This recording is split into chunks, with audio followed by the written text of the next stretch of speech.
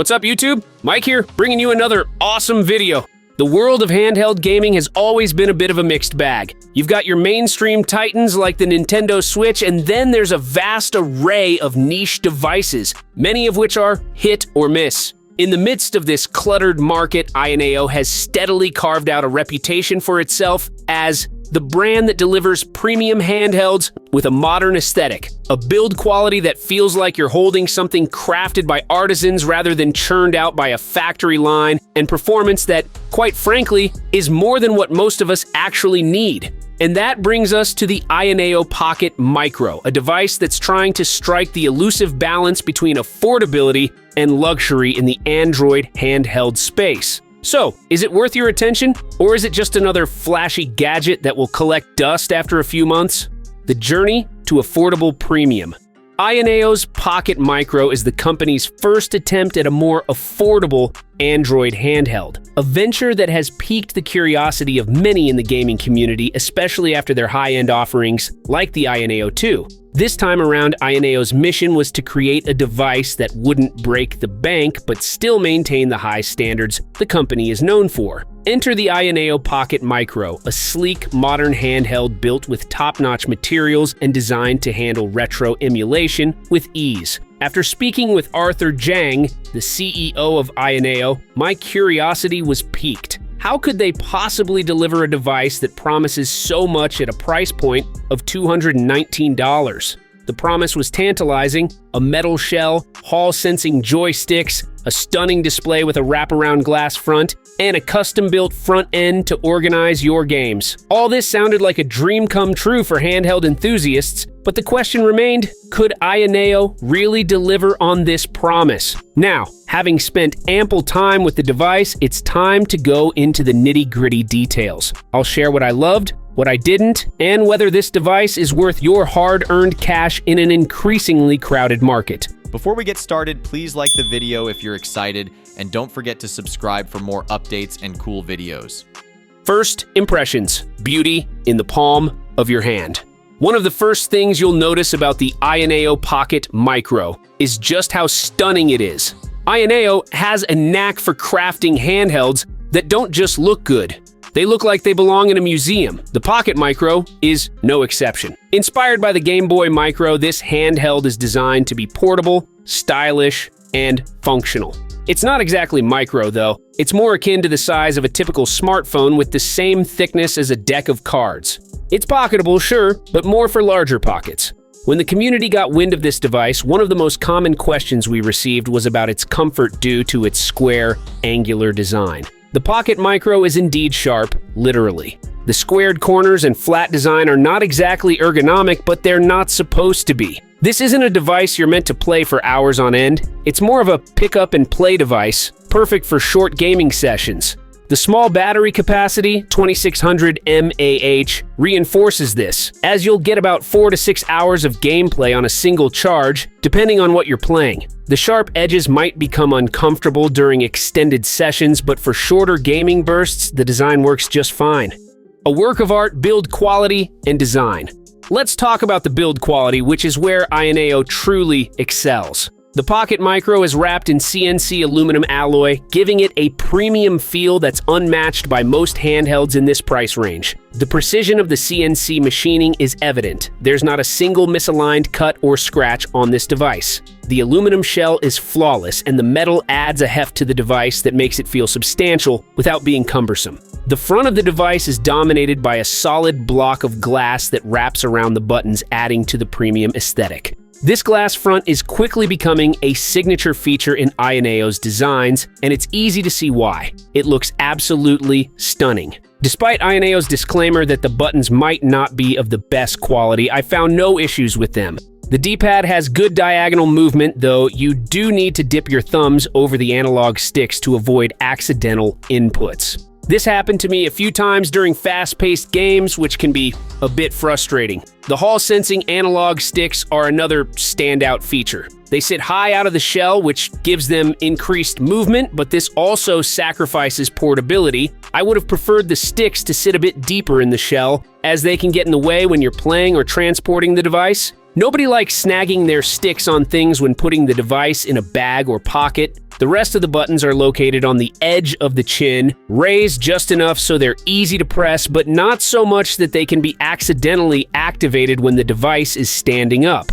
The placement is thoughtful and keeps the face of the device looking clean and uncluttered. You'll also find 2 speakers on the bottom, along with a USB-C port for charging. On the left side, there's a micro SD card slot for adding your files and ROMs. This slot has a silicone door that fits a bit too tightly, showing bends in the rubber if not shut correctly. It's a minor issue, but one that can be annoying if you're frequently swapping out SD cards.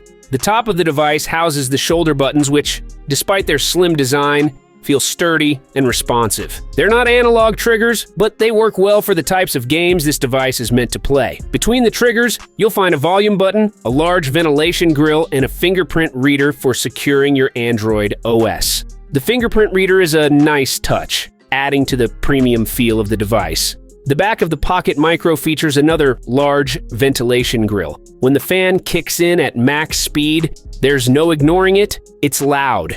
You can feel the air being pushed out from every direction, especially from the top. This isn't ideal if you're planning to play in quiet environments like on a plane or bus, but it's a necessary trade-off for the performance this device offers. Setup and user experience, a mixed bag. While AYANEO has nailed the physical design of the Pocket Micro, the software experience leaves something to be desired. The company has been working on iSpace for Android for a while now, and while it's improved over time, it's still not where it needs to be. The setup process can be overwhelming, especially for newcomers to the Android handheld scene. One of the first hurdles I encountered was that the device was set to Chinese out of the box. Navigating through the setup process in a language I couldn't understand was a bit of a guessing game. And even after switching the language to English, some areas of iSpace remained in Chinese. This is something that AYANEO needs to address, as it can be a frustrating experience for users who aren't familiar with the language. Once you get past the initial setup, you'll need to download your own Android apps, emulators, and games via the Google Play Store. This isn't a huge issue, but it's worth noting that other budget handheld makers like GoRetroid and Anbernic pre-install apps and create an easy step-by-step front end for users. AYANEO should consider implementing something similar to make the setup process smoother and more user-friendly. iSpace itself is getting better, but it still requires some work to build the front end you want. Pulling ROMs into iSpace is relatively easy, and once you've done that, your library will look like a Netflix home screen with recent games, a list of consoles, and tagged favorites. However, because many of my ROMs didn't have box art, my library ended up looking pretty repetitive, with the basic AYANEO logo appearing everywhere. Typically, you can find the box art using AYANEO's Data Manager. You click on the game, click on Data Management, type in the game name, and AYANEO will show you the box art and other data for you to download. However, in my experience, the box art was visible in the preview, but didn't download properly. AYANEO informed me that this might be due to a lack of data on their end, but since the file was clearly there in the preview, it seemed more like a bug. This means that users might have to manually download ROM files with the specific box art, which can be a time-consuming process if you have a large collection. iSpace uses RetroArch to play games from the main library, which generally works well, but requires manual setup. Games are organized into their respective consoles and can be easily found and organized once downloaded. You can access the handheld settings by pressing the AYANEO button on the chin, which brings up shortcuts for adjusting FPS, changing performance modes, and controlling fan speeds. This feature is great for fine-tuning your gaming experience on the fly. However, there have been instances where pressing the AYANEO button caused certain games to close, which is incredibly frustrating, especially if you haven't saved your progress. This issue seems to occur randomly, but more often with GameCube games, which don't use RetroArch as their emulator. These are the kinds of bugs that AYANEO needs to address to ensure a smoother user experience. Emulation performance, overpowered, yet underutilized. Now let's get into the meat of the matter, emulation. The Pocket Micro's 3.5-inch display, paired with the powerful MediaTek Helio G99 CPU, is a bit of an odd pairing. On one hand, the device has the power to emulate larger consoles like the PlayStation 2 and GameCube, But on the other hand, playing these games on a 3.5-inch display, it can feel cramped and uncomfortable. AYANEO's marketing materials proudly proclaim that the Pocket Micro is powerful enough to handle PS2 games, and while that's technically true, it's important to manage your expectations. The Pocket Micro can handle some PS2 games, but the more popular, larger titles like Ratchet and Clank tend to struggle. Frame rates drop and the game slows down considerably in certain areas, so I'd recommend sticking to smaller, less demanding PS2 games on this device. The same goes for GameCube games. While the Pocket Micro has a much higher success rate with GameCube titles, some games with small text and intricate details can feel cramped on the small display. The fan also kicks in when emulating these more demanding consoles, and it gets loud. So loud, in fact, that my partner could hear it from across the room. This is something to keep in mind if you plan on playing in quiet environments, but the real sweet spot for the Pocket Micro is the 32 to 64-bit era of gaming, with a bit of Dreamcast thrown in for good measure. Nintendo 64, Dreamcast, and PlayStation 1 games run beautifully on this device, with no hiccups thanks to the powerful CPU. These consoles are also more comfortable to play on the 3.5-inch display, making them the ideal choice for this handheld. However, the true star of the show is the Game Boy Advance. The Pocket Micro's 3:2 display and perfect 4x resolution make GBA games look absolutely stunning. 80% of my time with the device was spent revisiting my library of GBA games, and I was blown away by how vibrant and crisp they looked on this display. It's like experiencing these games for the first time all over again, and the premium build quality of the device only adds to the nostalgia. Other retro consoles like the Sega Mega Drive, NES, SNES, and original Game Boy also perform exceptionally well on the Pocket Micro. But as much as I love this device, I have to admit that it feels overpowered for what it's designed to do. The specs would be better suited to a device with a 4-inch or 5-inch display. The power is there, but it's not necessary for the types of games you'll likely be playing on this handheld. Android gaming, a bonus, but not the focus. For those interested in Android gaming, the Pocket Micro doesn't disappoint. Every Android game I tried ran smoothly.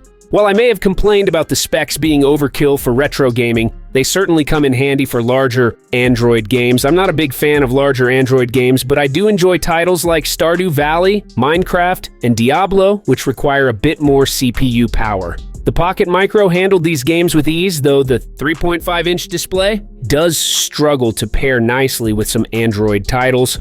Fast-paced games are a no-go on this device, and the small display can make typing and navigating the setup process cumbersome. That said, I see Android gaming as a bonus rather than the main attraction. The Pocket Micro is designed for retro gaming, and that's where it truly shines. Streaming games to this device isn't recommended as they just won't look good on such a small screen. The AYANEO Pocket Micro is a beautifully crafted handheld that targets a small niche of gamers who want to experience 32 to 64-bit retro games in a premium package and are willing to spend over $200 to get it. It's not a cheap device, but AYANEO has justified the price with its use of premium materials and thoughtful design. While it's not perfect, and the specs feel a bit overkill for what it's designed to do, the Pocket Micro offers a pleasurable gaming experience thanks to its crisp display and solid build quality. The AYA Space software still needs work, and the battery life could be better. But if you can overlook these flaws, the Pocket Micro is a device you'll enjoy for years to come. In a market flooded with average to poor retro gaming devices, the AYANEO Pocket Micro stands out as a premium option for those who value both form and function. It's a device that blends portable gaming with physical art, and while it's not for everyone, those who appreciate its design and capabilities will find it hard to put down. I'm excited to see what AYANEO does next in this space because the market needs more handhelds like this to shake things up. If you enjoyed this video, don't forget to hit that like button, drop a comment down below letting us know your thoughts, and of course, subscribe to our channel for more awesome content like this. See you in the next one.